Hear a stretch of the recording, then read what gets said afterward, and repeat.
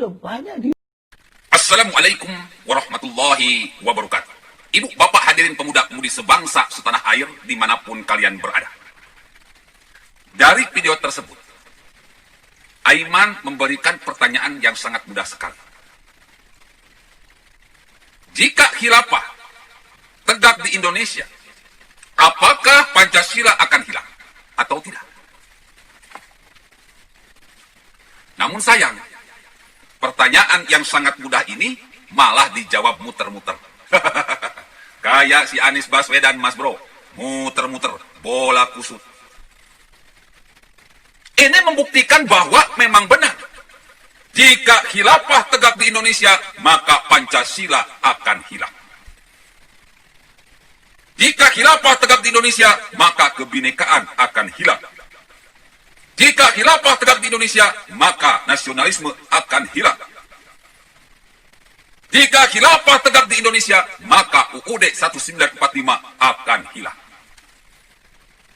Saya mau tanya kepada bapak-bapak, ibu-ibu, hadirin pemuda-pemudi sebangsa setanah air. Relakah kalian jika Pancasila hilang? Relakah kalian jika kebinekaan hilang? Relakah kalian jika nasionalisme hilang? Relakah kalian jika UUD 1945 hilang? Relakah kalian jika khilafah tegak di bumi Indonesia?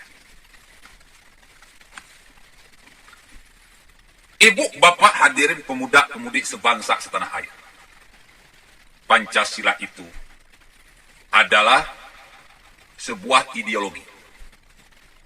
Ideologi yang dirangkum oleh Soekarno. Pemikiran yang dirangkum oleh Soekarno. Dari Sabang sampai Merauke. Dipikirkan, direnungkan. Sehingga disimpulkan. Maka lahirlah apa yang dimaksud dengan Pancasila. Pancasila bukan agama. Pancasila adalah satu hati, satu pemikiran, satu perkataan, dan satu perbuatan. Itulah Pancasila. Menyatukan visi misi seluruh rakyat Indonesia dari Sabang sampai Merauke. Jadi siapapun yang ingin mengganti Pancasila, berarti dia sudah jelas musuhnya rakyat Indonesia. Komunis, PKI ingin mengganti Pancasila, maka sudah jelas PKI adalah musuh rakyat Indonesia dan wajib keberadaannya, pergerakannya, aktivitasnya, simbol-simbolnya dilarang di Indonesia. HTI, FPI, PKS yang nyata-nyata mendukung khilafah, anti terhadap Pancasila, anti terhadap UUD 1945. Sudah jelas mereka itu wajib dilarang hidup di Indonesia, berkembang di Indonesia, dibekukan semua kegiatannya, dilarang semua simbol-simbolnya. Karena mereka itu adalah musuhnya rakyat Indonesia. Kenapa pemerintah Indonesia masih ragu? PKI sudah dibekukan, kenapa sampai saat ini khilafah belum dibekukan juga, belum dilarang juga? PKI sudah dibekukan dengan TAP MPR, kenapa khilafah belum dibekukan dengan TAP MPR? Apa ingin NKRI jadi Suriah? Apa ingin NKRI jadi Libya? Apa ingin NKRI jadi Irak? Apa ingin NKRI jadi Palestina? Di mana dulu Suriah adalah negara yang indah, aman, tentram, nyaman, maju. Di mana dulu Libya adalah negara yang kaya, aman, nyaman, tentram, maju. Irak negara yang kaya, yang nyaman, tentram, aman, maju. Kini kondisinya tak lebih dari sebuah negara yang tak berbentuk, hancur-hancuran, berantakan.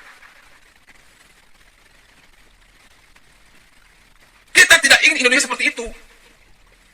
Kita tidak ingin negara Indonesia seperti Suriah, seperti Libya, seperti Irak, bahkan seperti Yaman, yang katanya negara para Habib. Tetapi lihat nasibnya, acak-acakan, hancur-hancuran, berantakan. Orang-orang Yaman pada datang ke Indonesia. Apa rela kalian membiarkan orang-orang Yaman ini menjadikan negara Indonesia yang ancur-ancuran, berantakan, tak berbentuk negara. Jika tidak rela, jika tidak ingin, sudah sepantasnya rakyat meminta kepada pemerintah. Rakyat mewajibkan kepada pemerintah untuk segera membuat TAP MPR untuk membekukan khilafah. Jika TAP MPR ini sudah keluar, maka tak perlu kiranya membuat RUU HIP. Karena PKI sudah dilarang hidup di Indonesia. Khilafah sudah dilarang hidup di Indonesia. Indonesia akan aman, Mas. Indonesia akan maju. Indonesia akan semakin bergairah ke depannya. Jika PKI sudah dilarang, maka khilafah pun wajib dilarang dengan TAP MPR pula. Ini baru maknyus. Bagaimana nih rakyat Indonesia? Kalau kalian setuju dengan pendapat saya ini, ayo sama-sama dukung pemerintah untuk menerbitkan TAP MPR untuk membekukan khilafah agar tidak hidup dan berkembang di Indonesia.